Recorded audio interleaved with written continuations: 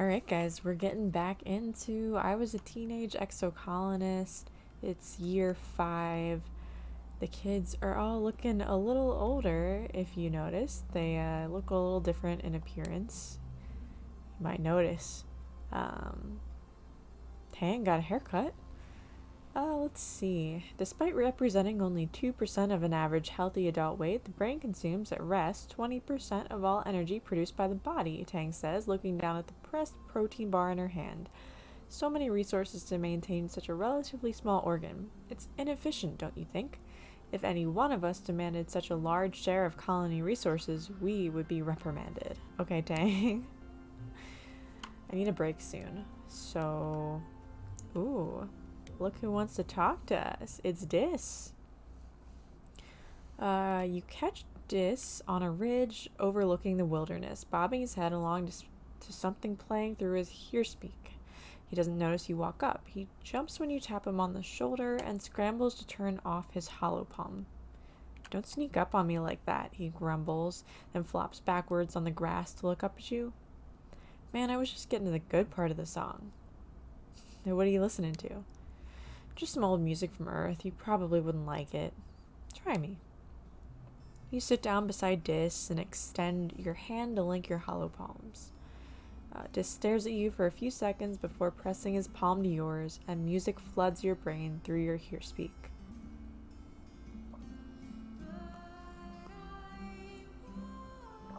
It's our music. Is this the soundtrack, or is this the music we're listening to?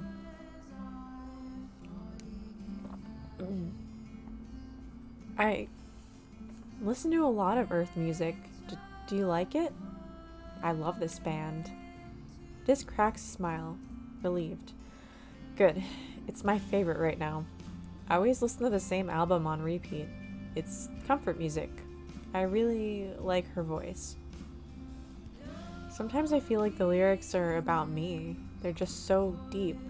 Like my soul really gets this kind of music. But don't tell anyone, okay? It makes me feel better thinking that someone knows my pain. Even if it's just a dead Earth woman. Sounds deep, man. Yeah. I have a lot of time to think, not like everyone else here. Listening to some music with Dis. Under the stars.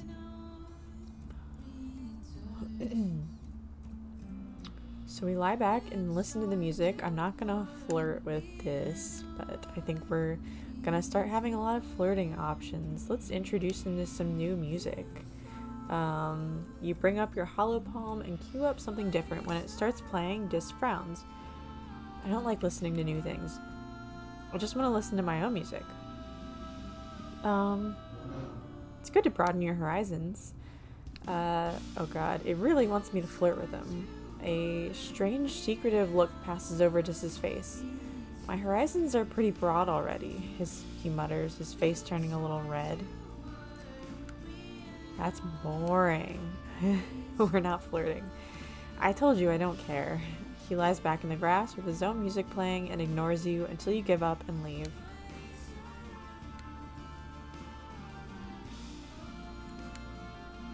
Sorry, I didn't want to flirt with this. My next playthrough is gonna be me flirting with everyone. Alright, you spot Nemi halfway up a garrison watchtower, her legs wrapped around the scaffolding as she cranes to look over the fence through a pair of holoculars. You clear your throat and she peers down at you and waves. Solana, come on up here. I want to ask you something. You clamber easily up the scaffolding. Nemi gives you a high five. Here, look through these, Nemi says, shoving the holoculars into your hands. You raise them to your eyes and look where she's pointing. A long ways out, much farther than the expeditions are going, you spot a dark humanoid shape moving through the towering fungal forest. See him? It's Dis. I swear it is. He's always sneaking out over the walls. So what? So what? He's gonna get in trouble. Only if you tell on him. Well, yeah. But someone should. The adults say we're not supposed to go outside the colony unless it's on expedition. And Dish just does whatever he wants. What if he gets hurt? What if he dies? What if he picks up a weird alien disease and comes back with 3 heads? Nemi scratches her cheek where acne's made her skin dry and sore looking. Ow, she mutters as bits flake off. I don't know what to do about it, she says. What do you think? We should go after him? What? Outside the colony? By ourselves? No way, nuh-uh. It would be fun. Nope, not even a little bit. No one would notice we were gone. Nope, nobody, nope, nope. Nemi sings songs. Come on, live a little. International House of Nope, dude. We're gonna die a little if we go out there. Just a little. The colony has got rules for a reason. If we do our own thing and don't care about the rules, we're all gonna be toast. Kind of like a sports ball team. We're all doing different stuff, but we all gotta play by the same rules so we can get as many points as we can. Oh, Nemi. Anemone, Solana. You look down at the ground where a passing colonist is waving up at you. You two get down from there. It's not safe. Okay, sorry. I'm on watch, Nemi shouts back, indicating her holoculars. I guess we should get inside the watchtower, huh? You both climb the rest of the way to the guard platform. Nemi heaves herself over the edge and reaches down to help you up, and you notice that her hands are all banged up and scabbing over with blue scales. Probably from the scampering all over the place the way she does.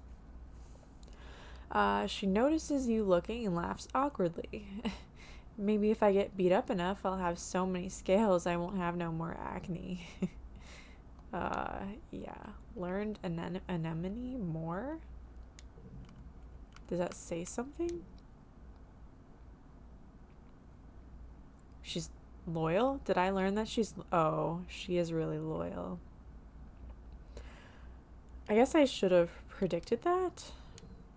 Oh, whoops. I'm grumpy. Stressed.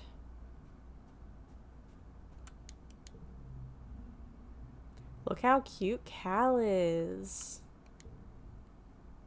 Okay. Mars is looking real cute too. Look at those sleeves. I love her outfits. She's such good outfits. And her hair. Alright, what's up? Tammy. Tammy's so cute. I haven't seen her like this. As you know, if you've been watching through, she died in my first playthrough, so I only saw her as a 10-year-old. Or whatever age she was. She might have been 11, but I haven't seen her in her teenage years. Their cute pink hair and those beads. Oh, yeah. So, I think I'm gonna practice my photo phonor, and then next month we will rest. The photo phonor, or phonor, is part flute and part paintbrush. You point the end of the phonor in the direction you want to paint, blow into the other end, and it makes sound and draws holograms in midair. It comes with a funny earpiece that fits behind your ear and reads your thoughts. Well, not quite. More like it detects the electrical impulses in your head and draws those. You aren't really sure how to use it. Let's, I don't know, follow instructional videos. Great masters can create a whole animated scene. A lake, trees, a boat, a person on the boat fishing. You watch as the holographic image reels in something big. Then a gigantic fish jumps up and swallows the boat with dramatic music to match. You can do this, no problem. Oh my... Honk. You have a lot of beautiful ideas, but what you get is a masterful honking noise and a pulsating, tangled knot of sickly green light that quickly fades away. At this rate, you'll never be as good as the masters. That's discouraging. Let's figure it out myself. You sit down and experiment with it. The photo phonor is different for every person, so figuring out how to play it is a personal experience. You let your instincts guide you. You wish it was as simple as thinking tree and it paints a tree, or even blue and it paints blue. No, for you it's more like, Well, if you think about food, it paints lots of round bubble shapes. And if you think about something that makes you angry, it draws orange squiggles. Most of your phone or pictures have a lot of purple lines that dance around. I guess that's your personal style. Alright. Actually, once you stop worrying about being good and thinking about how it feels, it actually starts to feel fun. Okay, we de-stressed 5, so that just kind of counteracted that. Alright, the value is wild. We're gonna go this. This isn't gonna have the highest value, but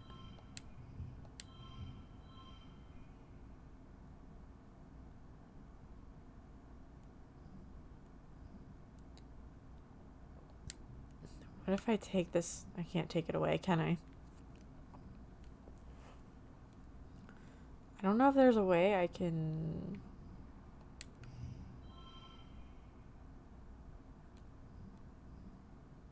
Oh, swapping those? Oh, yeah, I guess that makes sense.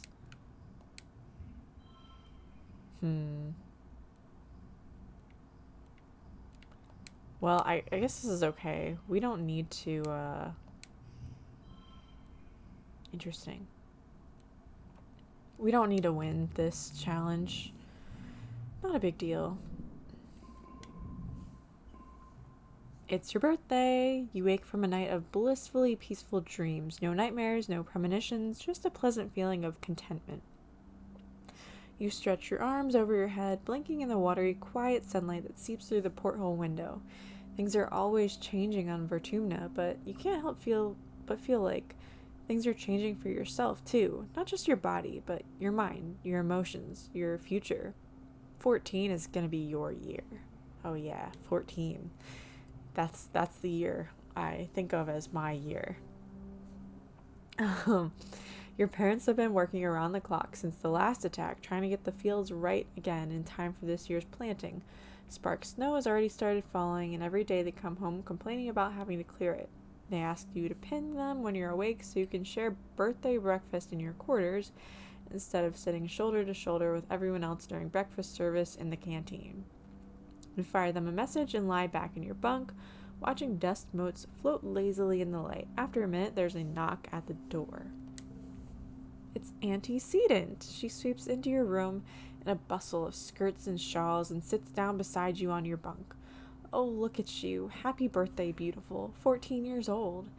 She leans in and gives you a motherly kiss on the forehead. It's been years since she took care of you in the children's creche, but all the kids still call her Auntie and think of her as a close relative. Her sweet baking bread smell is as comforting as it ever was. She sits back and takes one of your hands in both of hers.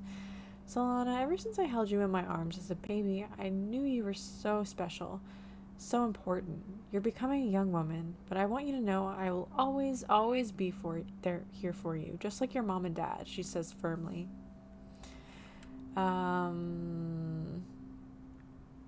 Thanks, Antecedent. She smiles and tucks an unruly lock of your hair behind your ear. I guess you're old enough to call me Anne now, if you like. Or even just Anne. Now come on in here. Give us a great big hug. You hug her, enveloping yourself in the warm and familiar softness of her. Over her shoulder, you see Nemi standing in the doorway. Well, her hair, anyway. She's been growing it out, and there's no hiding it behind a corner.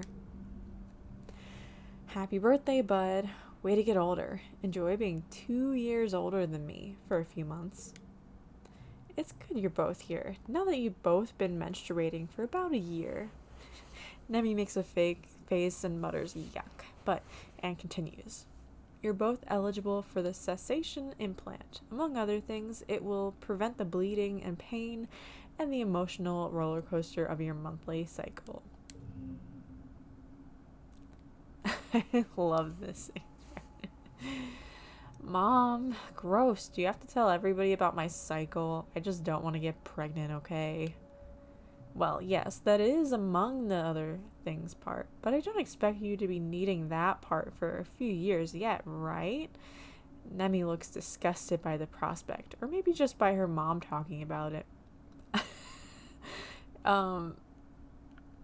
We're just gonna flirt. We're just gonna say this right in front of her mom? Let's not. What's the matter? Scared? No, of course not. It just super sucks that now everyone's talking about how I'm becoming a woman and how I'll finally look different than my brothers. Duh. Don't you start too. I'll still kick your ass at sports ball, even with cramps. Your parents finally arrive, still damp from the fields and bringing in the smell of a crisp, tangy snow on their clothes. Oh, look, birthday visitors, your dad exclaims. Anne, are you staying for breakfast? Her hair is so cute. Everyone's hair is so cute. No, thank you, but I brought your order with me from the kitchen, seeing as I was stopping by. Happy birthday again, Solana. You'll always be my baby, even when you're all grown up. Your mom shakes her head as Anne and Nemi leave. Oh, Anne, sentimental to the core. But I don't know how the colony would manage without her and the children's crush, she says and points a fork at you. Family is more than the people that birthed you, Solana, and don't you forget it. I would never forget my antecedent. Alright, it's mid-quiet, and we're at exactly the same stress level we were before. I don't know, maybe I'll just do something that takes up 10 stress? Anything? That's 15. I know. This is 10. 10. What do I need to work on? Organizing perception. What is the +1 to all physical skill increases? I should probably go ahead and do something physical. We'll play sports ball? Toughness, combat. How's my perception's looking good? Oh, I guess I should pay attention to the amount of stress. I can't do defense training. I'm doing pretty brave. Lookout duty or sports ball? Perception, animals, bravery, toughness. Let's do sports ball. You play a good game today. It doesn't matter who wins or loses, so long as you played your best and had fun. We're playing sports ball. 1 card gets +2. 1 card gets +2. What am I saying? Okay. How, let's put this one out. Definitely want to put this one, well, I guess it doesn't really matter. Maybe I'll just put a bunch of red ones out. All my red ones out. And that one? Yep, me won. Did not use a social card. You're getting ready to leave your quarters one day when you're stopped by your mom, who hasn't left for work yet. She's always been an early riser, out into the fields before first sunrise. That she's specifically stayed home to talk to you is a bad sign. Sit down, Solana. We have to talk. Okay. I don't think you appreciate how much I know about you. With the amount of freedom you kids have, you forget that you're being watched. I don't like what I'm seeing. And your attitude is absolutely atrocious. I know you're a teenager and you're supposed to push boundaries, but this is ridiculous. You're ridiculous. Uh-oh. I'm being, too rebellious. No, you're ridiculous. She bangs her fist on the table for emphasis. This isn't some hollow vid high school drama, Solana. This is real life. This is life or death. Do you get what I'm saying? People are going to die if we don't work hard enough. She shouts, standing up from her seat. She scrubs her face and sits back down with a thud. You have to learn how to fit in. You're part of a larger community, an ecosystem. You're supposed to be learning that, but you're running out of time. Soon you'll be an adult. People will need to rely on you. I don't want to say shut up. I don't want to be mean. I want to be rebellious, but I don't want to be mean to my parents. You're putting too much pressure on me. Am I? When I was just a little older than you are now, I was fighting a war against the people of Earth. First they ignored us, then they mocked us, then they attacked us. She pats her prosthetic leg. And then we won. Also, we could give you the chance to grow up here. Don't disrespect me by wasting it. Your mom reaches out and pats your hand patronizingly. I remember being your age, full of anger, ready to fight anyone who told me what to do. I wish someone had told me that I deserved better. I wish... You can do better than this, Solana. You just have to apply yourself and listen to your elders. This colony needs you to be part of it. It's why you were born. For a literal rebel fighter, your mom has a strange relationship to authority. You think she'd understand what it means to want freedom above all else. She's such a hypocrite. You're sick of people telling you what to do, thinking they know what's best for you. They don't know what it's like to grow up on an alien planet. They don't know what it's like to have all these weird thoughts and dreams. Alright. Late quiet. Nobody wants to chat, right? I'm gonna go ahead and relax on the walls. You're enjoying some quiet time on the walls when you look down and see a group of school children on a field trip outside the walls. Wait, are you missing a field trip? Aw, maybe you are missing something by doing all your schoolwork up here alone. Aw.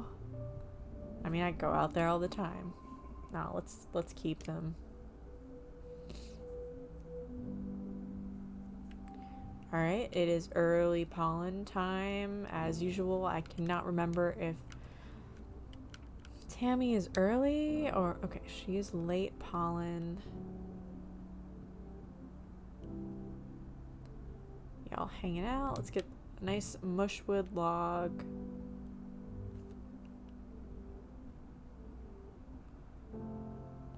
What's up?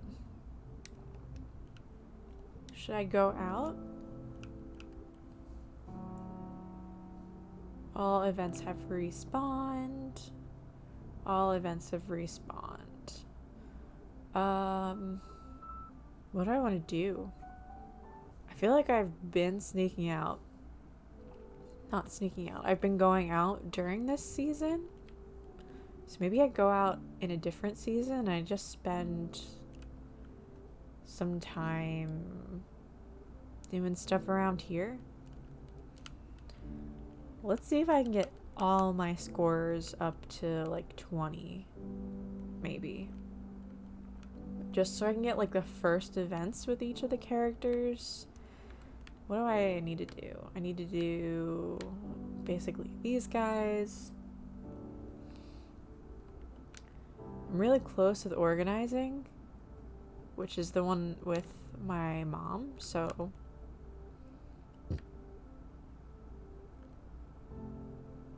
Persuasion.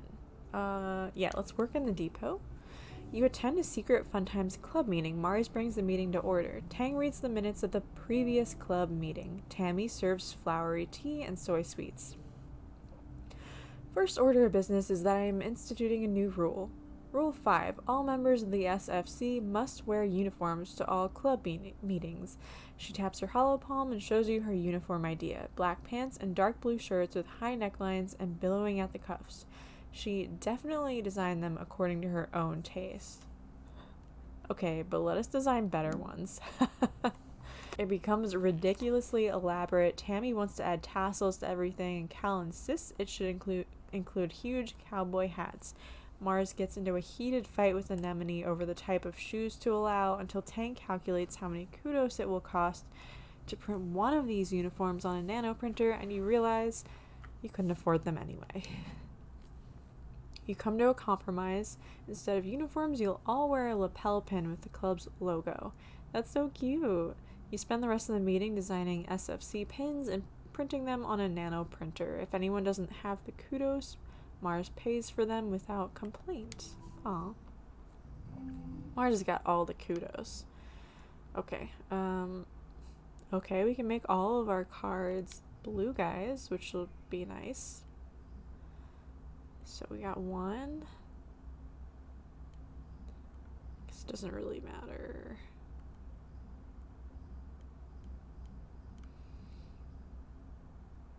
I don't know which one to put out. This one.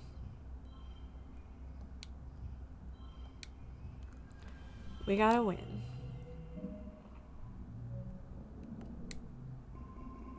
You're at lunch with your parents. Sliced soy cakes and watery broth again. Great. When they put down their cutlery and look at each other, they look at each other, then you. Solana, there's something we should tell you. We've tried to shelter you from some things, but we think you should know why we've been working so hard in geoponics. There's a meeting after lunch, and I want you to come with us. I already know about the food. What? You do? How? You scramble to explain they haven't exactly been subtle. The announcement at Virtumnalia, plus how stressed they've been, you can put the pieces together. You didn't live it in a dream of a past life. Our little girl is more mature than I realized. Still, I want you there. Ugh, sure. You follow your parents to the council room. Mars is also tagged along, and you take a seat near them as your mom and Aunt Anne stand to address the council. After Udicott officially calls the meeting, she gestures to your mom. I'm not going to mince words. All of our efforts to increase food production in geoponics have failed, and the destruction of the fields during the last attack put the nail in our coffin. By the end of the year, the colony will run out of food.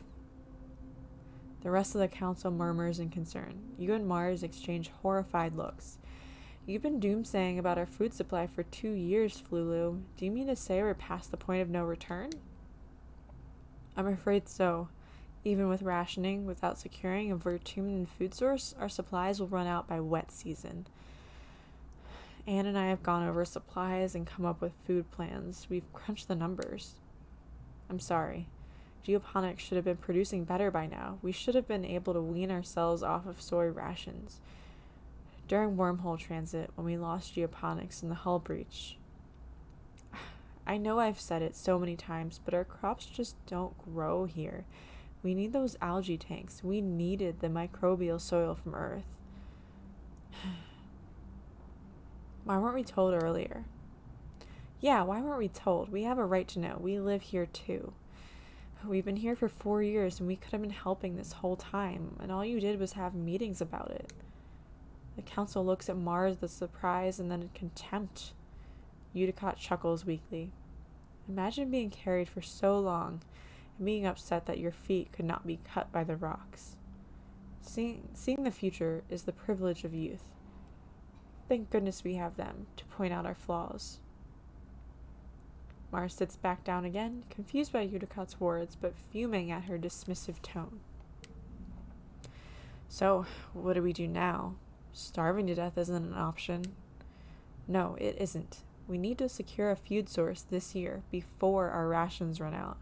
We're working double shifts in geoponics, but it's not enough. We need more people planting, tending, turning the soil. We need more hands. I can pull back the surveyors and focus on foraging native plants. Even the young folks can help if they've proven themselves around the survey equipment. I'll send out a holo message later. Okay, so we've unlocked a new expedition, so I guess we'll go ahead and do that next month. This has been the burden of geoponics for too long. It's time we all step up for our future. The council nods in agreement. Your stomach rumbles ominously. Alright. Mid-pollen. Our food stores. What does it say?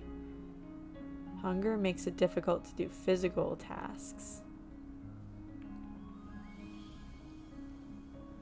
See if anybody wants to chat. Okay, it's mid-pollen, so we still gotta wait to gift something to Tammy.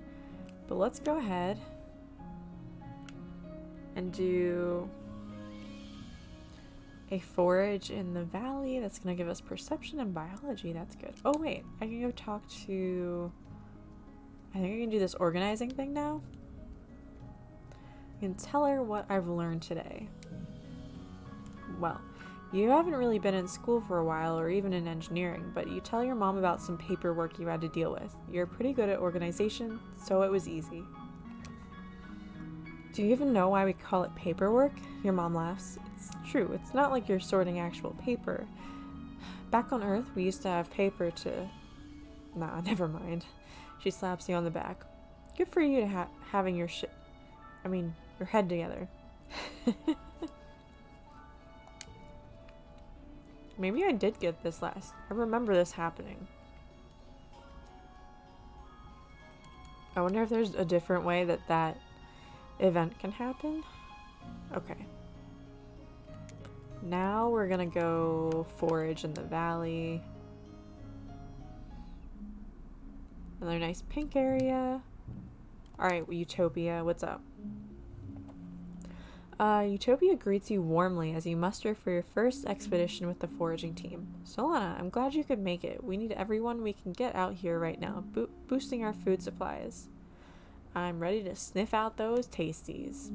Good luck hunting out there, she says, handing you an oversized backpack. More like a basket than a pack. You use your hollow palm to identify edible and medicinal plants and just throw them in here. I'll sort them back at base camp. Oh, keep on the lookout for creatures. It's pretty peaceful out here in the valley, but even a little bug will get you if you're not careful.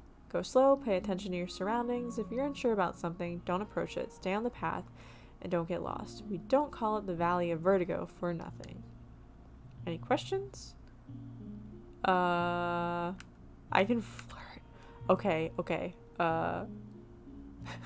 I don't know why I can flirt with a full-grown adult, but I kind of want to see what she says. I assume she's gonna brush it off, but I really want to see what she says. What's a fine lady like you doing in a place like this? You cheeky hot eye, she laughs, shaking her head up and vigorously waving her hands to shut you up. You making fun of my accent? Go on now, you rascal, get. Yeah, she just makes fun of you. Not real flirting, just goofing around. This area is really pretty. Alright, we're gonna run into a little Ricky. Ricky are carnivores, you think, but the juveniles are too small to take out anything larger than an insect. Not so much the case with this one. The Ricky blocking your path is pretty large, probably about as tall as your waist, and it's growling at you over the carcass of something even bigger, which seems to be missing its head. Yuck. You're not sure if it killed or scavenged the dead animal, but it's dragged it onto the path and looks ready to fight you for it. I don't really want to fight it. I want to see if it'll leave. You back off and wait. It sits there and gnaws at that animal slowly for hours. It's disgusting. Eventually it rolls over and takes a nap, its many legs kicked up in the air and its tummy bulging. You try to sneak by, but it wakes back up with a hiss. It drags the rest of the carcass off into a tree, and you can finally pass. Alright, we got a little stressed there, but alright, we're running into another creature. Oh gosh. Your path is blocked by a massive 8-legged xenofauna, something between a spider and a squid and a bear. That sounds terrifying. It's in a rage, grunting furiously and bashing itself against trees and rocks at random. You duck and hide as it glares in your direction, its breath heaving and dozens of eyes gleaming with madness. Oh no, I can't sing to it? Oh, that's an empathy thing. It's the same soft pink and purple you recognize from the multi-legged Ricky that live in this area, but so much larger. Could this be a related species? Let's watch it. Fascinating. It's so covered in thick purple hair that you can barely tell which end is which. Are those mandibles or some kind of tail?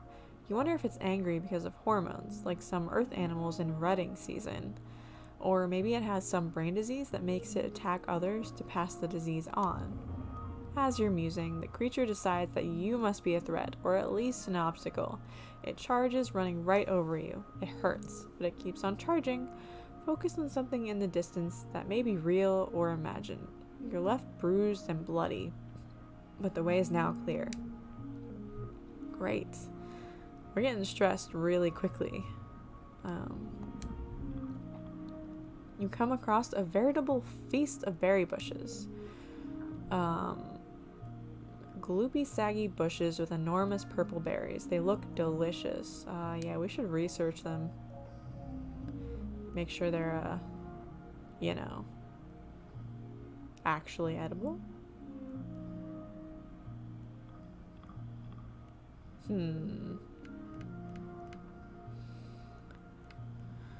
Should I save this blue one? I don't know. We'll just do this. Okay, okay.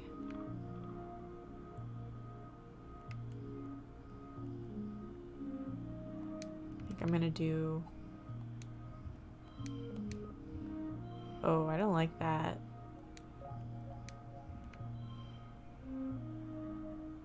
I'm concerned. Oh, this is a plus 10 stress. I might need to use this.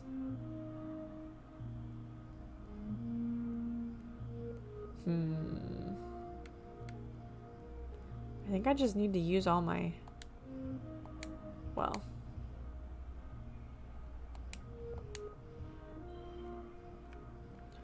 This is not how I want to organize them. Oh boy.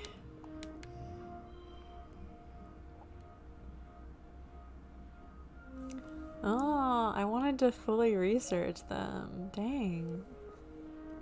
Can I do anything? Not really. 45 stress. We're so far away. Alright, well, we'll give up. It'll be okay.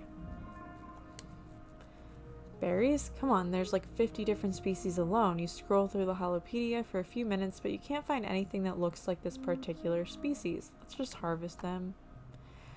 Uh-oh. As soon as you get your hand across one of the fist-sized berries, you hear a pop and feel a rush of heat against your face. These aren't berries, these are exploding seed pods. You stop, drop, and roll to beat out the tiny flickers of fire on your coat. You're lucky it wasn't worse. Oof, I am very stressed. I'm at 94 stress. Let's see what happens here. A line of termite-like insects crosses the path. You're curious, you follow them to their destination, a massive sponge-like hive of crawling bugs writhing with life. The bugs are tending to larvae nestled in holes of the sponge feeding on the rich royal jelly that oozes from the hive. Oh boy. I don't think I'm ready to harvest this sap. I guess we can try... +1 to physical cards. Once card slot gets +3. That's pretty good. And +1 for each. So yeah, let's just throw out the big boys. 80 is the goal. Oh my god. This is gonna be tough. Okay. +1. That wasn't even half. I hope we have some red cards here. All cards under 2 become 2. +2 from the first or last plane.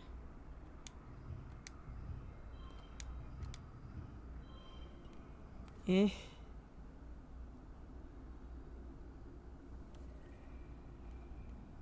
What if I put you... Still not gonna cut it. Alright, I guess we're gonna be going home. You duck and weave, but the squeeger queen is too savvy for your tricks. You're blasted with a face full of insectoid acid for your efforts and leave empty-handed. Alright, we gotta go home. I overexerted myself this month. I am an unhappy Solana. But I'm gonna give you a yellow flower for your birthday. Gonna go see if anybody wants to chat. Nope. How are we doing friendship-wise with this? Should I... Yeah, let's relax on the walls some more. Most of the time you're up here alone except for the occasional passing guard, but sometimes you're joined by Dis. He rarely looks at you as you plop down and kick your feet through the railing and over the edge. He looks like he's doodling on his pad. You see all sorts of plants, mushrooms, little creatures with too many eyes or too many legs. He has a selection of plant samples at his side, like artist paintbrushes laid out on a towel. He must be quite the junior botanist. He's not drawing plants right now, though. He's actually drawing a person, and not anyone you recognize from the colony. They have long dark hair and a pointy face, and are covered from neck to toe in floaty black robes. They look neat. You wonder if they're Dis's original character or something, like his super cool goth self-insert. Is that supposed to be you, but cooler? No, it's none of your business. Who could it be? Yeah, let's keep these cards. Who could it be now? Next month. So, we are nice and not stressed. It's, dust? It's dust, which means it's Anemone's birthday? Which means we should give I don't have any red Xeno eggs. I want red Xeno eggs to give an enemy. Can I get anything good at the supply depot? Emoji Proji? Whoa.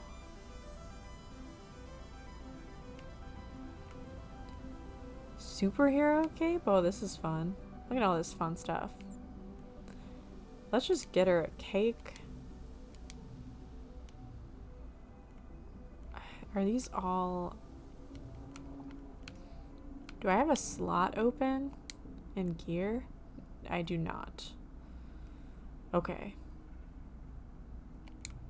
We'll just wait. Ooh. Yellow flower. Go give you some... Let's see. Cake. Yep. No problem. How's our friendship with everybody else doing? It's pretty low with Cal.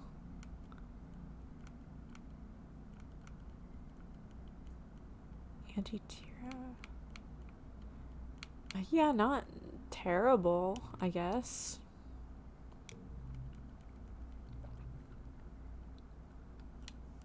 Boss event remaining. Let's go back to foraging in the valley.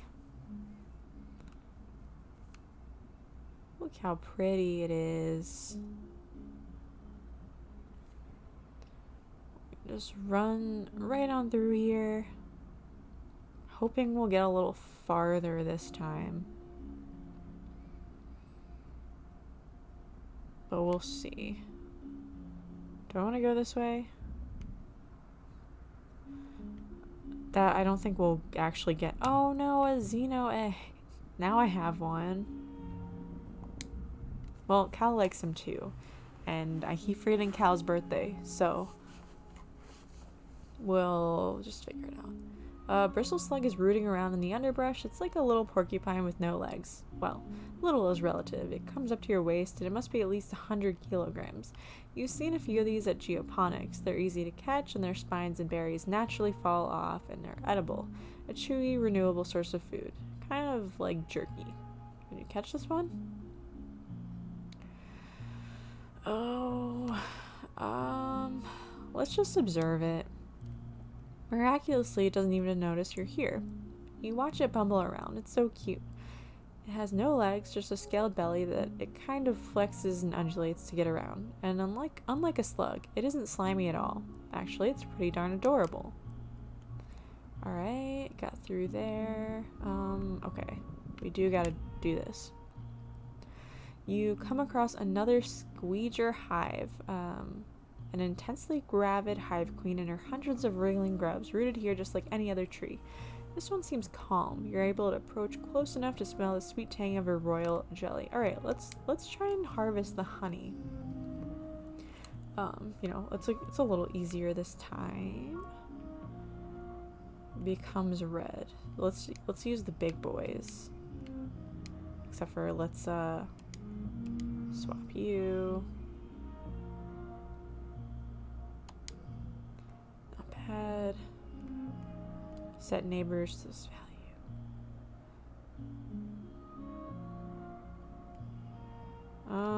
I don't know if I want to do that. I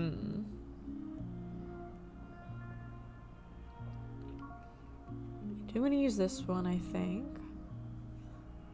I don't know what to use here. I could use the Xeno egg.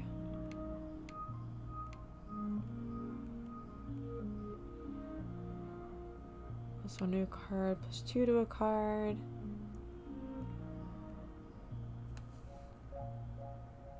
I mean, if it comes to it, I guess I can use some mush logs.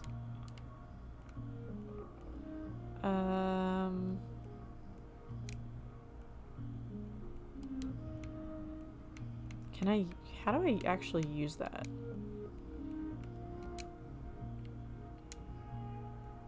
Set neighbors to this value, so I could maybe do that. Or I should probably, no, I want to keep this red.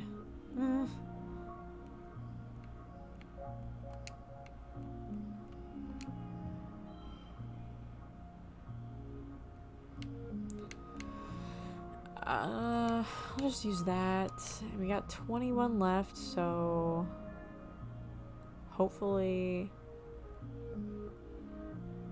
+1 for each gem. Use the gem guys. Unchangeable. Let's do this. And we got a win. Nice. I was a little worried about that.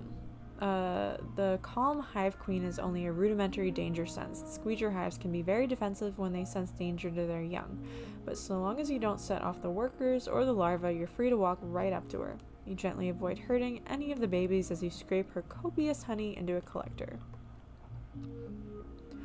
We got some honey. Okay. What way do I want to go? Is this the way I want to go, or I think I want to go that way. Maybe. Ugh. Actually, I can sneak through. Oh, hello? Can I go further through here? Kind of trying to take the path that will let me go the farthest.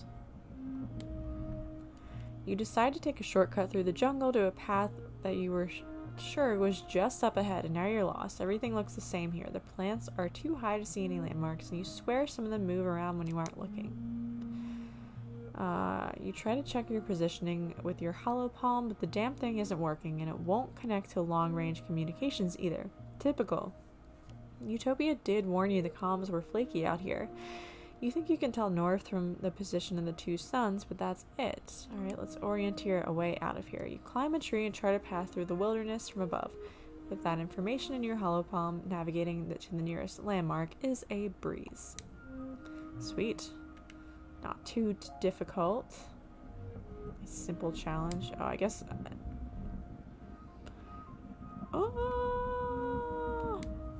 Oh my goodness.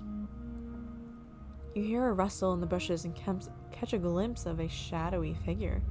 Could it be a person? Whatever it is, you quickly lose sight of it in the jungle. Let's follow it. The wilderness is thick here as the fog that comes in waves. As is the fog that comes in waves. You'll need to rely on your tracking skills to go further. Let's track it. +1 to physical cards. +2 to a strength card to the right. All right. Let's use this because we're gonna use the gem card and we'll do that. Okay, I wish more of these were strength, but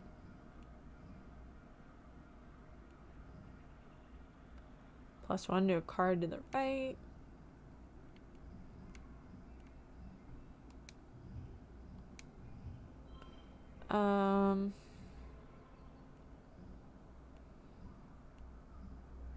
I don't know. This is gonna be a 3 no matter what. Let's just do this, I guess. I don't know if... Ugh, God. Okay.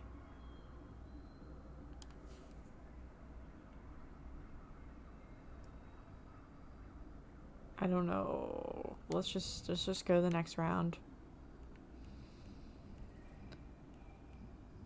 Value is wild. Let's go you.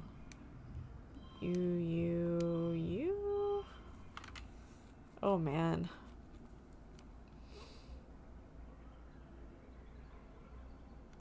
Let's push through. Pretty stressed now. You're looking for a person, so it's a surprise when you come face to face with a weird looking creature. It looks like a person, a bit. More like a tree, really. Some relative of a bush bub, maybe? But more tentacles and slime, like a tree oozing with goopy sap, with 2 legs. Yuck. It makes sort of a baroo noise as you back away. Oh man, we are like pretty heckin' stressed. I think I'm just gonna go home and take a break, and we will come back next available month, and do this. Because I don't want to mess this up because I'm too stressed, and we can come back and do some of the other events. Or we could just go home. Not get too stressed out. Yeah. 99 stress. I don't need to get more stressed. That'll mess me up. Oh, it's time for Virtunalia, the yearly midsummer celebration when the colony gives thanks for its good fortune. Alright, cool. We'll be able to rest up. Well, it would be, but as you file into the main square, you can't help but notice that the feast table is nearly empty. What Anne lacked in resources, she made up with care. The dishes are lovingly plated. Soy cakes glisten, steam rises from buns stuffed with mince, and there are great pitchers of vegetable broth rendered out from even the most inedible food scraps. There's a neat stack of sugar cubes for dessert. Whole sugar, what a luxury. It's an underwhelming feast. That'll be the highlight. Governor Udicott's welcoming speech this year is short. Her frail body trembles as she welcomes you all to Virtunalia with a dry, whispery voice that has to be helped off stage. Like all of you, she has been feeling the effects of the famine. Everyone clears away the chairs for the annual competition. Which one do you participate in this year? Okay, so we've won both of these. So I think I'm just gonna watch and relax. You join your parents in the stands for the talent show. After the festivities, the whole colony takes a few days off for a break. Well, except for geoponics, and the foragers, and the kitchens, and everyone who uses the break from their usual work to help out in the places that didn't close. Okay, it's not really a break, but you try to take it easy anyway. Yep. Okay, Cal, are you early, Dust? Oh, more collectibles. Cool. So I can just go right back out. Cal is late dust. We're gonna see if anybody wants to talk to us. Can I do anything? Dare you? Oh, I can help him with the animals. Your dad is helping two bristle slugs who have gotten tangled on each other while, well, maybe they were wrestling. Your dad doesn't want to go into the details. He helps up the larger one and you carefully pull apart their bristling spikes, being careful not to get jabbed yourself. 10 minutes later, they're back at it again.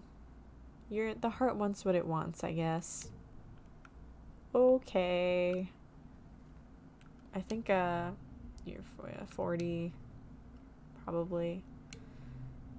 Can I do this? 20, I need 20 persuasion.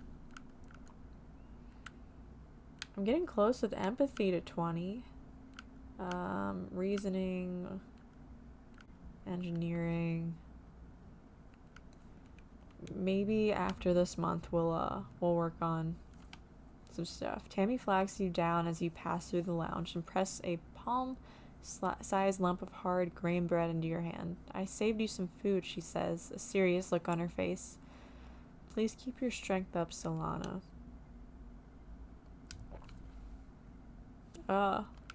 Man, I'm so sad. Reasoning 20 or more. Okay, so yeah, let's go ahead and head out to forage in the valley. We're just gonna run straight to the Manticore. I don't know if this is actually a Manticore event or not. I'm not sure. Yeah, what's shown on the screen doesn't always seem to represent the event that's going to occur. But I don't know. Whew, we'll see what happens. Hopefully we will be okay. Hi, bud. You come across a terrible scene. A manticore is cornered a little hoppie and is playing with it, battling it around and catching it over and over. The hoppie is screeching in terror. It's a horrible thing to watch. Oh, I guess we can try and break it up. Card becomes physical. Okay. +2 during. Let's do 1, 2, 3. Okay, swap these guys for just a little boost. No gems. No gems.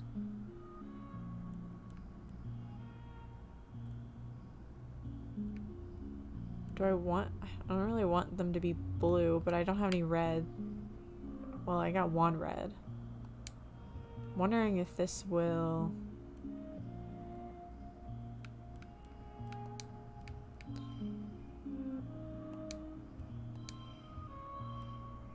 Okay. Sure. Okay, do I have a gem now? Strength card becomes 2. I don't want that. +1 to a card to the right. Okay, I got 3 ones that are +1 for gems. So...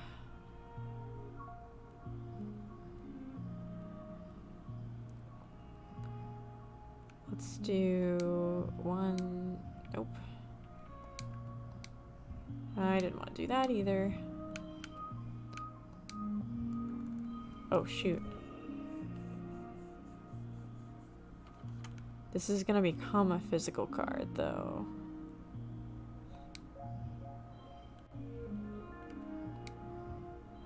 I guess it doesn't matter. We're winning either way.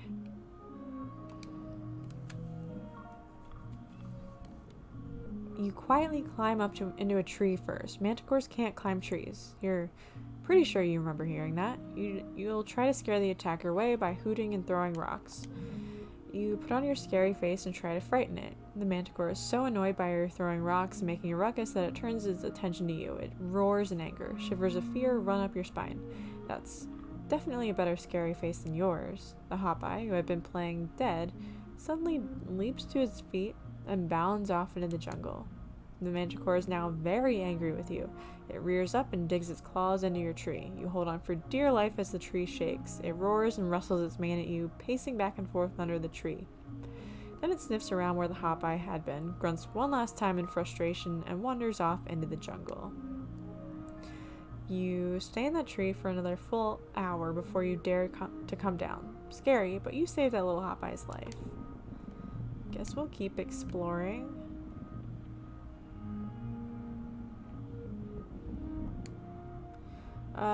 You come across not just one Vickery, but a whole swarm of them, maybe mostly just baby ones about the size of your head. They're all amassed around a massive tree, scurrying up and down the trunk. When you can see the trunk itself under the swarm, you notice it's the same pale pink as the baby Ricky. Its tentacle-like roots meander a fairly large distance before plunging into the ground. When the Ricky see you approach, they get agitated, and they look hungry. Definitely hungry. Like dozens of hungry, grapefruit-sized furry pink spiders. The stuff of nightmares. Maybe they aren't so bad. You walk up to the tree and put your hand on it. The baby Ricky swarm around the tree trunk, very upset with you, but they calm down when they see you aren't doing anything. There's an unmistakable thrum of life under your hand, not just from the proximity of the baby Ricky, but from the tree itself. It's warm and leathery, and you can feel something like a pulse. It's alive? It seems as this tree itself is itself a Ricky, just in a different phase of its life cycle. Does that mean the little clusters of fruit in its branches are Ricky eggs, or maybe cocoons? There's so much you don't know, but you do know that this nursery tree is a special place. There's nothing to forage here, though.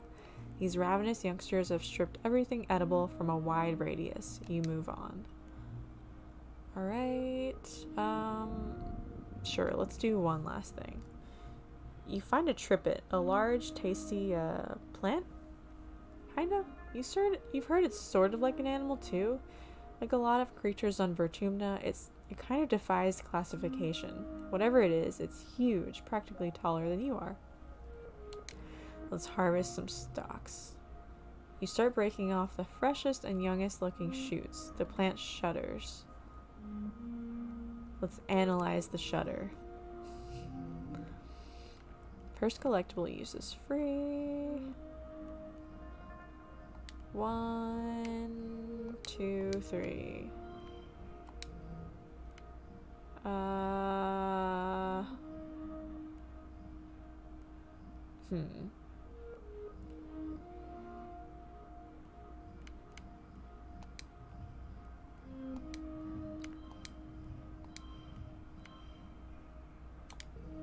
$29. We gotta get 29 plus 1 for each gem.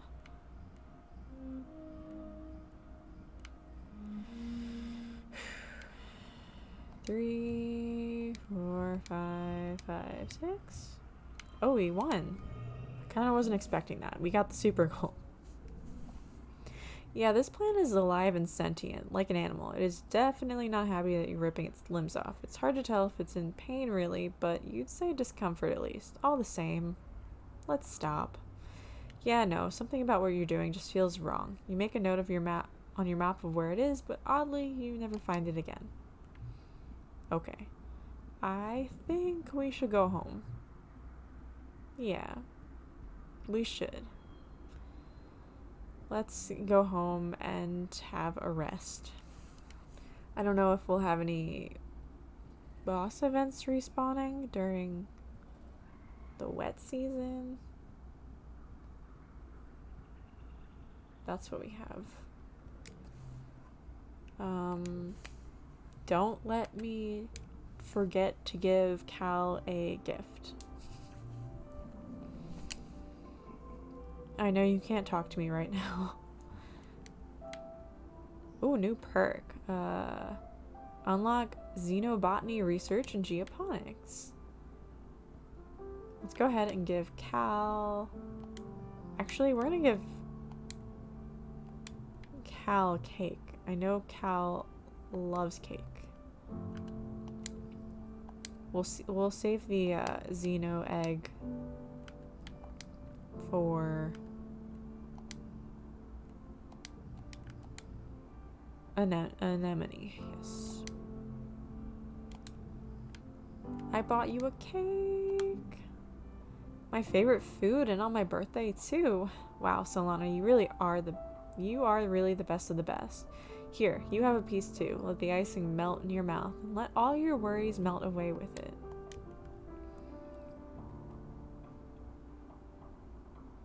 I'm gonna cry. Okay, let's relax on the walls. Hang out. You use the uninterrupted time up on the walls to catch up on some schoolwork. Attending class isn't mandatory after a certain age, but if you want to be able to get into one of the more specialized career paths, you're expected to do at least some independent study, even if you're not attending class. Let's not forget anything. It's now early wet, which means Mars's birthday. So let's give Mars something. Let's give you a crystal, I guess. Cool. We're happy.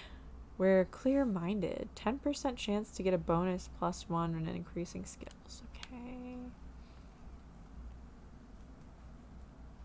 What do I want to do? I am curious what it says out here. Say anything? 4 event. No.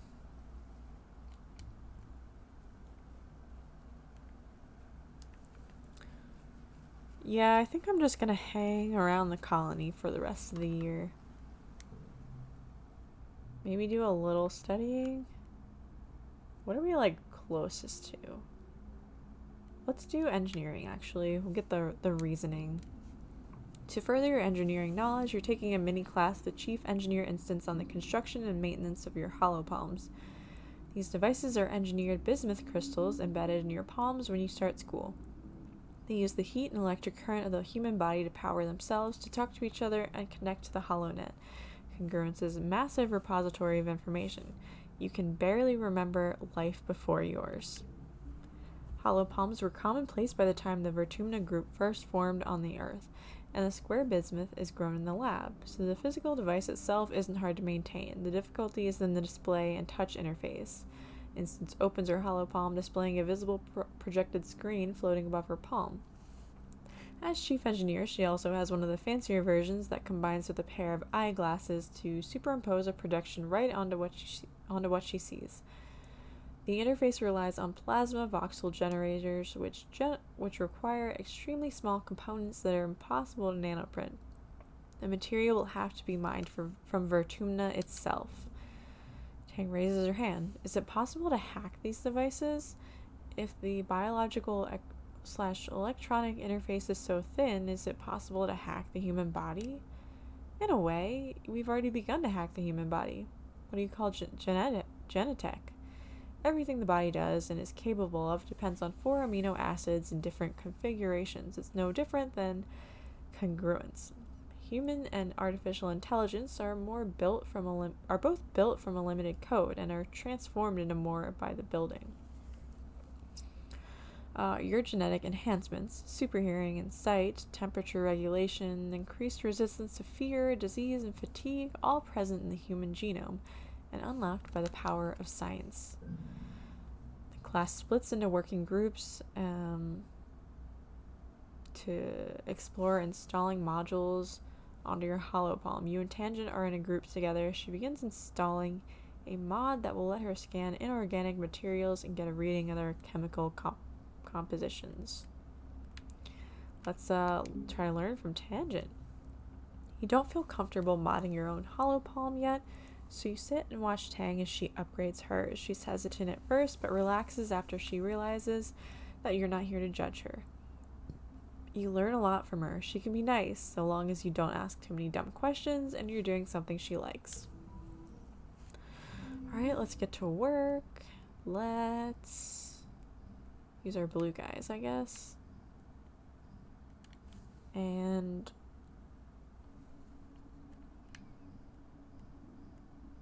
maybe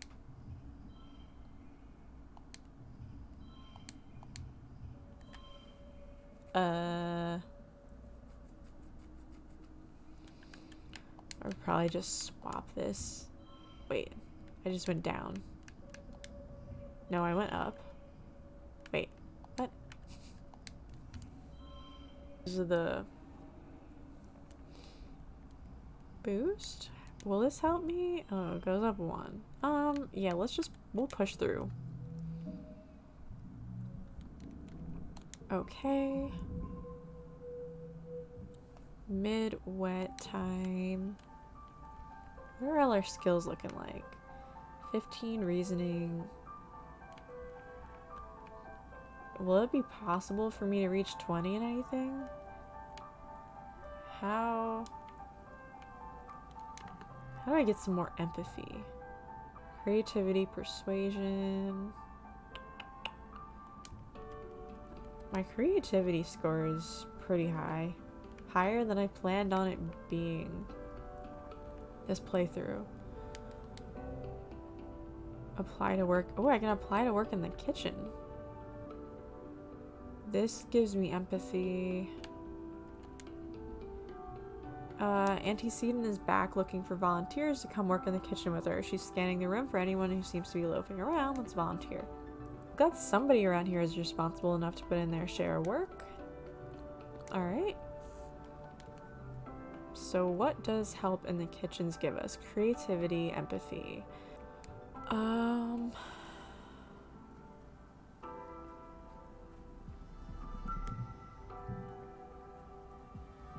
Yeah, sure. Let's just go ahead and do help in the kitchens. You get to work in the kitchens. The first order of business is to find ways to stretch out what you already have. There's a kind of clay on Vertumnus that's so rich in algae that it's actually edible. You boil it until it's runny, then skim the frothy algae clumps that float to the top. It reminds you of old earth fables about peasants who would boil stones to make soup. The algae, at least, is nutritious. This sucks. The same can't be said for the sawdust. You catch Aunt Anne sifting into the bread dough one morning, but instead of shooing you away, she just gestures you to come over and watch what she does. You watch her strong, broad hands knead the sawdust into the dough. This is an old trick from Earth. Sawdust is just a kind of inedible plant fiber, like a kernel of corn. Your body can't digest it, but it doesn't hurt you. It just comes right back out looking the same as it went in. And in the meantime, we make enough bread so that everyone gets a piece, and it makes them feel full. Most of our job is just helping people feel less hungry, Solana. We can't make anything more nutritious or serve more than we have. Making a little feeling a lot is something that people like you and me have been doing for their families since humans first started warming up their food over a campfire. Our family is just 100 people strong. I understand. Ugh. No, I don't want to do that. Okay. First collectible use is free. I'll play this card last. How about we do this and this and this and this and this. Oh, one away. I guess this is fine.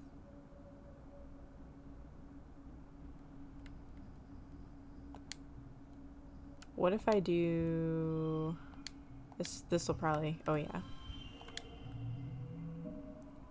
Not only a win, a super win. Alright, let's get Tang and Dis their gifts.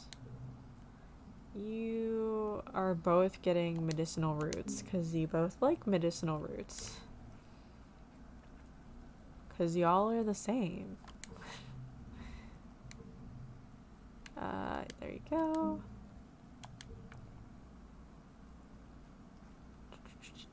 Oh, Tang wants to talk.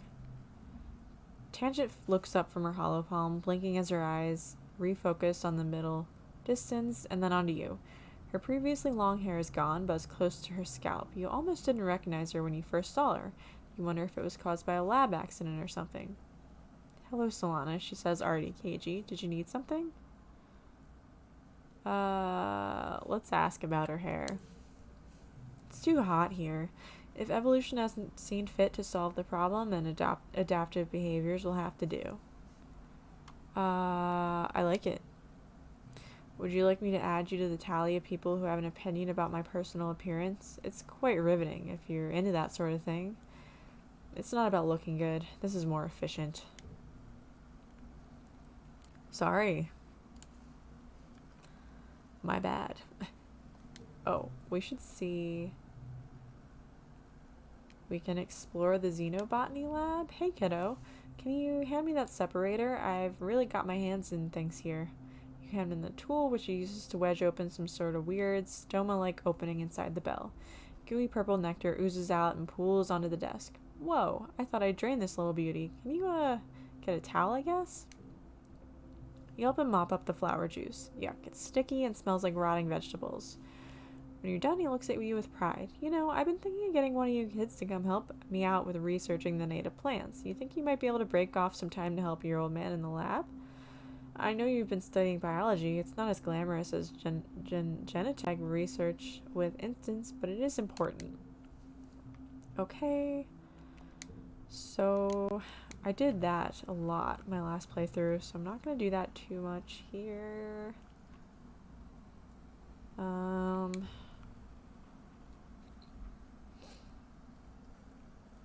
Maybe just we'll study engineering again.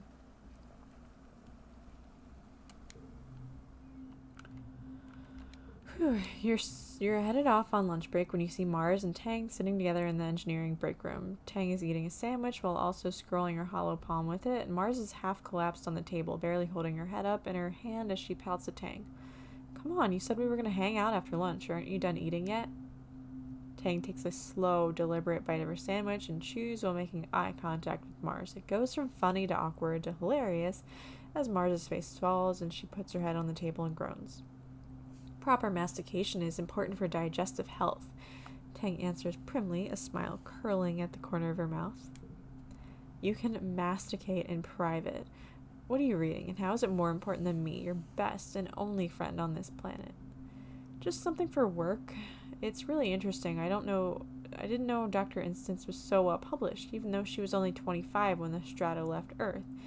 She was practically a prodigy, like me. It's absolutely fascinating. We're so lucky to have such an accomplished researcher here on Vertuna. You take a seat at the and sneak a look at Tang's screen. You catch a few words: recombination, tissue, tropism, RNA, protein sheaths, intrinsic immunity, maybe something to do with the viruses, possibly also fungi. Tang notices you looking and shuts off her hollow palm, shooting you a cool look. Don't look at me, I don't get it. Me neither. I'm sure glad I don't have to do all that egghead stuff. Sounds boring, TBH.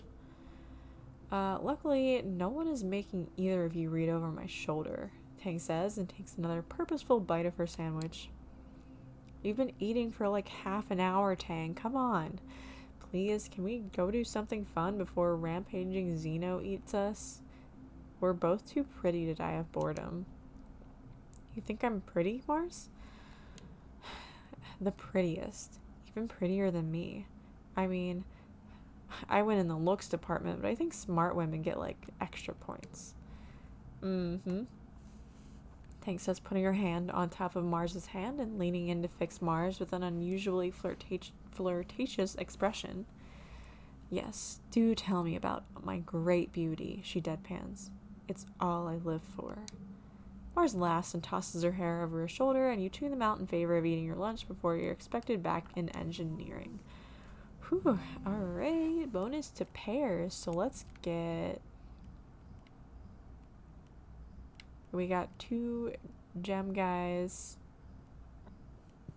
So let's put these guys out. I don't know which one is better, if this is better. I guess because of the pairs? Probably. Oh no. Well, I guess we can try. No. Wait. 24. Oh, are they both?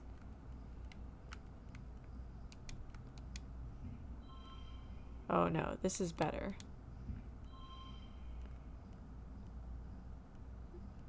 How about I just do plus... Ugh.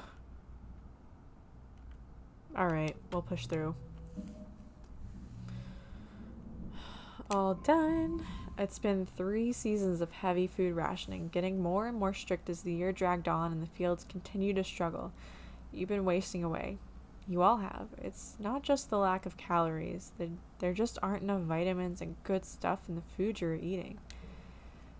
Your muscles ache all the time. Sometimes you feel strangely euphoric, filled with inexplicable energy, but often it feels like there are weights tied to your shoulders, pulling you down. You're tougher than most, but you still have the trouble sleeping, despite being tired all the time. You spend the whole day in a dazed fog. It's hard to tell dreams from reality. Last week you were brushing your teeth when you noticed that some of your teeth were wiggling. You brushed and watched all your teeth begin to fall out of your mouth, clinking into the sink like pebbles and washing down the drain. Horrified, you start screaming, only to snap out of it and realize you've been staring at yourself in the mirror the whole time, lost in a hallucination. Your friends stop working and retreat to their quarters. You lie to each other on the HoloNet, all saying you're okay, just taking it easy, waiting for the harvest. Well, the harvest came and went, as meager as ever. Your mother still hasn't given up, and never rests, never stops working, as much as your dad begs her to. She must be sleeping in geoponics because you hardly see her in the family quarters anymore. From where you lie nestled in bed, in your cozy fugue, it all seems like far, far too much effort to bother with. I'm nervous about this decision because the hunger and this could be a life or death decision here. I don't. Let's help. You're out in the fields with her, being her sidekick, helping fetch things. She never slows down. When the robo-plow finally breaks under the pressure, she doesn't. She's out there even longer, doing everything by hand. Both of your parents feel responsible for this famine, but as head of geoponics, your mom takes it personally. She's been skipping meals, relying on water and pressed soy bar rations. Just enough calories to keep a body moving, but not enough to stay healthy. Yet she never lets up, working herself to the bone, barely even sleeping, increasingly sallow-eyed and gaunt. You and your dad try to slow her down, but well, she's a stubborn woman. If not her, she says. Then who? You and your dad, oh no, are in the lounge, slowly sipping your vegetable broth when there's a commotion at the door. Someone's run in, gasping for breath, yelling for you and your father to come to geoponics. No, it's just like before. It's just like your dreams. You and your father run to geoponics, but you know what you're going to see before you get there. Your dad sees her body first. He lets out a cry like something you've never heard before, a deep, unimaginable pain, dragged up from the darkest parts of where fear lives.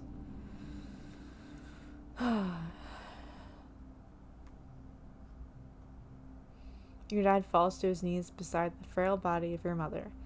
He pulls her into his arms and sobs, wretched and agonized. You don't even know what to think. Your mom always seemed larger than her body, but seeing her now, there's nothing there, just a fragile shell.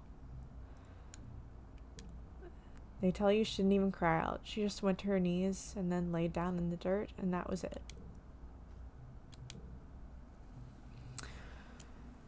Your mother's body is taken to the incinerator room, and that night the colony gathers to pay their respects. Do you join them? The incinerator room has been cleared, and a wreath of flowers has been placed over the mouth of the organics recycler. Their white astrantia, your mother's favorite flower, carefully carried from Earth with the hopes of it flourishing on Vertumna, just like you. You stand with your father and Aunt Anne. Udicott and the rest of the council are here as well, including Rhett. You're surprised to see tears rolling down his face. He's such a hard ass in the garrison. Cal is here with all the other agriculturalists. The rest of the colony waits in the canteen to offer their condolences after the service. Governor Udicott gives the eulogy. As a colony, we share our blessings. However, today, in sad company, we gather to share the burden of our grief. Fluorescent was born on Earth, but she, more than many of us, exemplified the spirit of our endeavor to bring life to beyond the stars. She bore life, not only in her body, but bringing it forth from the ground she so faithfully attended. The debt we owe to her is the kind that can never be repaid. It is with a deep and unbearable grief that we must continue on without her, in awe and respect for her sacrifice, the depth of which was never expected of her, but which she did not expect of anyone else. It is on her strong shoulders that she carries us still. Udicott closes the door to the recycler, and the particle disintegrators begin to reclaim the molecules that once formed your mother. Your father squeezes your shoulder, making a small, choked-off noise of pain. As a community, we remember Fluorescent. As a community, we return her body to the soil that nourishes us. In this way, her sacrifice is recognized in the manifest body of the colony. The ceremony is adjourned to the canteen, where a somber wake is held in your mother's memory. There isn't enough food to dull the emotions, and your empty stomach only reminds you of her unfinished work. Your father is the new head of geoponics. In a few hours, he receives your mother's remains so that he can add them to the colony's precious supply of brown soil from Earth. You touch the cool lid of the container, marveling that your mother could fit in such a small box. You don't have to be okay, your dad says quietly. His voice is thick with emotion. I know I'm not. I have to keep going where she left off, but if you can, you should take some time off. Well, we are too stressed to do anything else, so that's what's going to happen. This happened in my last playthrough, although the decision I had to make was different, so I wasn't sure how my decision would work this time. So, definitely hoping that I can save her in a playthrough. I think it's possible. I assume it's possible. But yeah, we're gonna try in my next playthrough. The prospect of going back to work like everything is normal is too much to handle. The sun's dip below the horizon and glow begins. You end up spending the whole month alternating between sleeping, scrolling the HoloNet, and staring into space. It's restful, at least. A few days after the funeral, surveyors return with an unexpected bounty from the Valley of Vertigo. It's enough to survive for another month. Until the new year, maybe, if you keep rationing. The colony will continue to limp along, but without your mother. The roar wakes you up. It would wake the dead.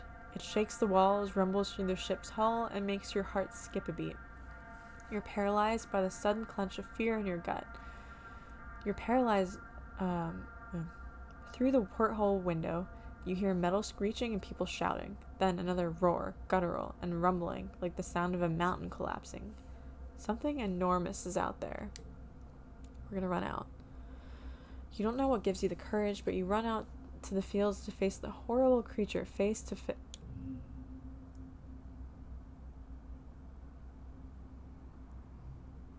It has no face.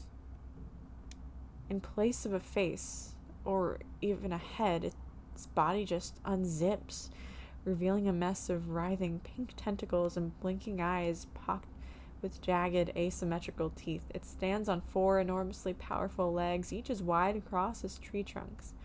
Clinging to its back and its thick, slug-like tail are clumps of lichen that glow faintly in the night.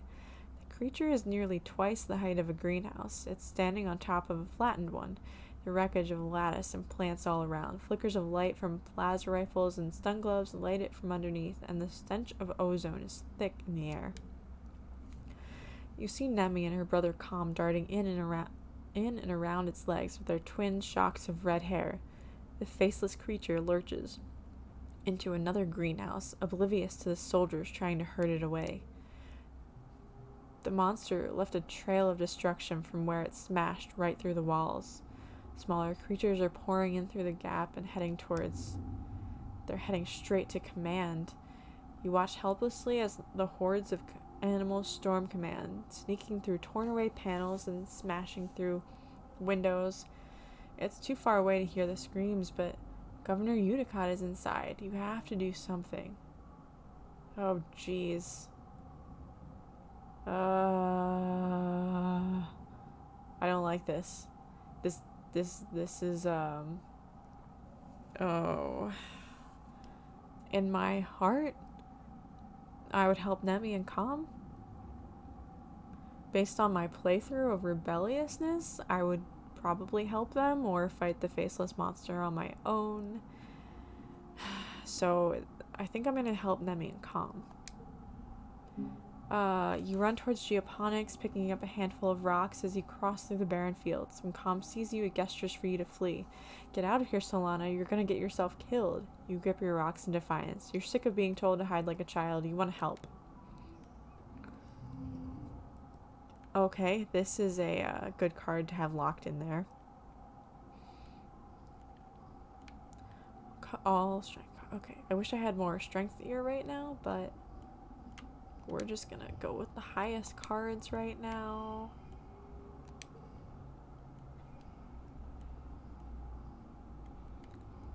No gem guy, right?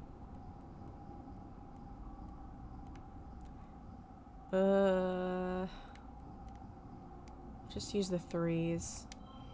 We have to score quite a lot here. Okay.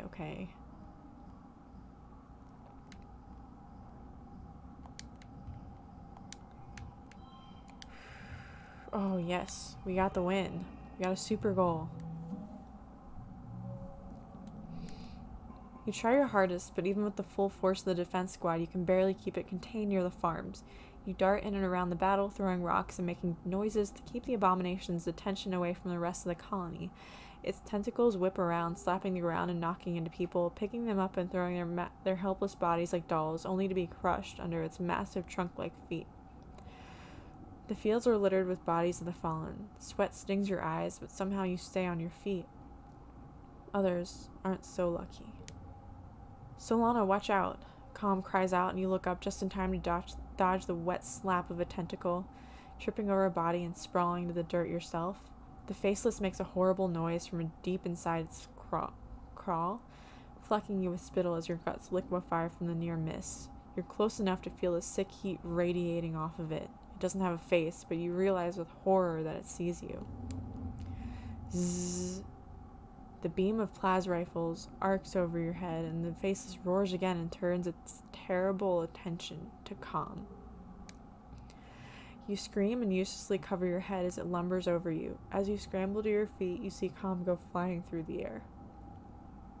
He lands a few feet away with a sickening wet crunch.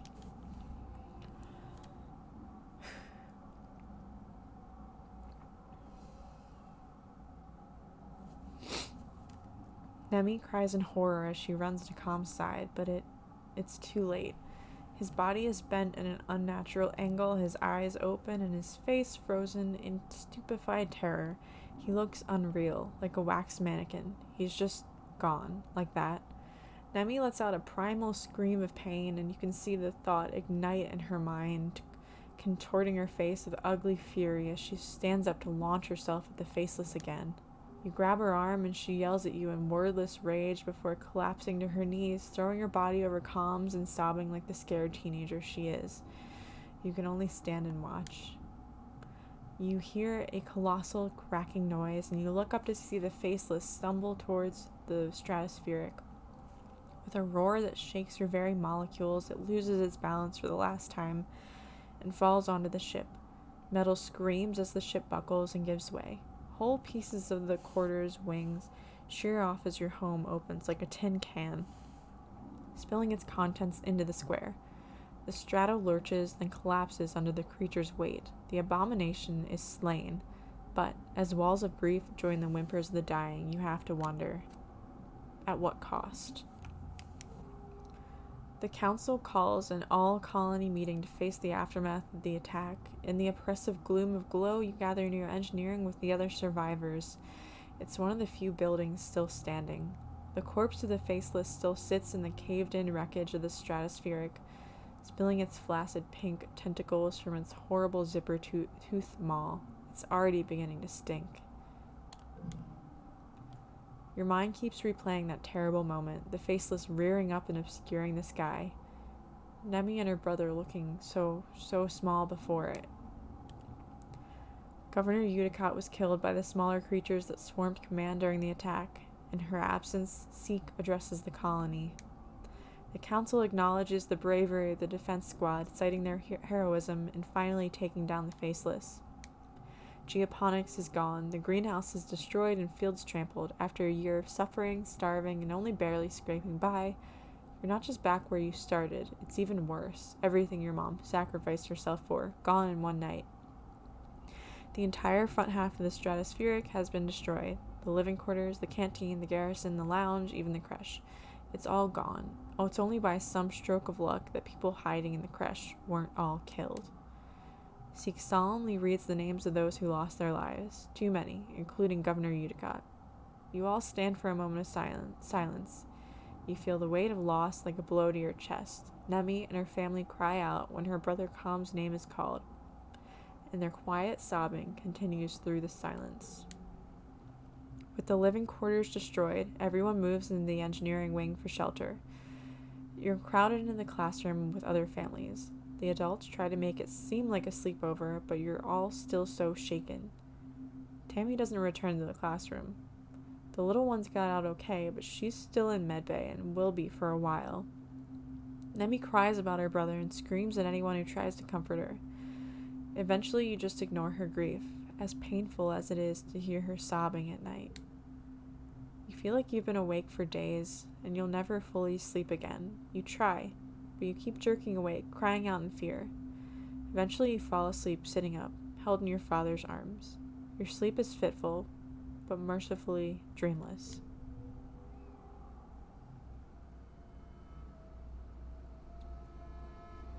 Well, that was a tough year.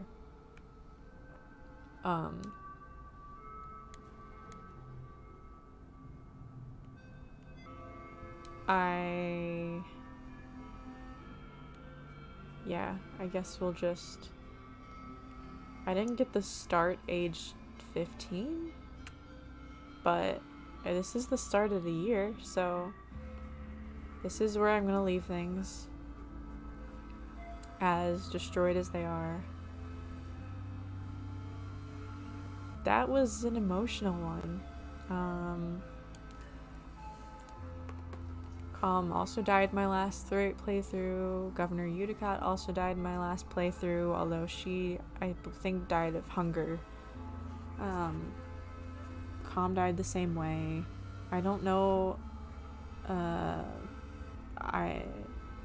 If you looked at the spoiler content warnings, I think there is a death that you, at least one death that you cannot prevent, and I think it might be Calm's. But yeah, that I figured that this was gonna be a heavy year, and it was at the end. So I'll let you sit with that, and we will come back for year 6, and hopefully we can rebuild stronger than before. But yeah, thanks for watching.